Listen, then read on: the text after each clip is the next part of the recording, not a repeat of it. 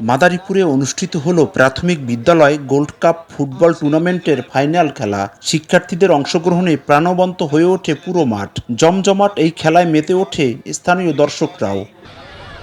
রোববার সকালে কালকিনি সৈয়দ আবুল হোসেন বিশ্ববিদ্যালয় কলেজ মাঠে আয়োজিত এই ফাইনাল খেলায় প্রধান অতিথি ছিলেন বিএনপির কেন্দ্রীয় সহ গণশিক্ষা বিষয়ক সম্পাদক ও স্থানীয় সংসদ সদস্য আনিসুর রহমান তালুকদার খোকন। বক্তব্যে তিনি অভিযোগ করেন, সারা দেশে শিক্ষার্থীদের উৎসাহ উদ্দীপনা দিয়ে যখন দেশ এগিয়ে যাচ্ছে, ঠিক তখনই একটি মহল ঈর্ষান্বিত হয়ে বাধাগ্রস্ত করছে। জনগণের ম্যান্ডেট নিয়ে তারা আজকে ক্ষমতায় বসেছে। আজকে বাংলাদেশ জাতীয়তাবাদী দল সরকার গঠন করেছে এবং জনাব তারেক রহমান বাংলাদেশের প্রধানমন্ত্রী হয়েছে। আপনারা তার সম্বন্ধে আজে বাজে বক্তব্য দিয়ে তার ভাবমূর্তি ক্ষুণ্ণ করতে পারবেন না। এ সময় খেলাধুলার গুরুত্ব তুলে ধরে তিনি বলেন, নিয়মিত খেলাধুলা শিক্ষার্থীদের মান উন্নয়নে গুরুত্বপূর্ণ ভূমিকা রাখে।